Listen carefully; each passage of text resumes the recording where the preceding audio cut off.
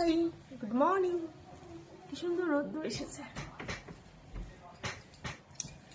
আমার ঘরের জানলা দিয়ে, কি সুন্দর রোদ্দুর উঠে দিয়েছে। চলো, আমি এখন একটু কাজ করছি, সেলাই করবো।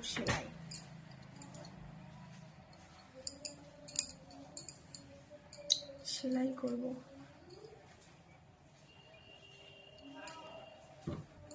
আজকে এখনো আমি রান্নাঘরে যাইনি, যাবো একটু পরে। যাবো, রান্নাবান্না করবো। আর সকালে আমার হাজব্যান্ড এসেছিল কালকে, সকালে আবার চলে গেছে অফিসে। তো চলো, টাটা।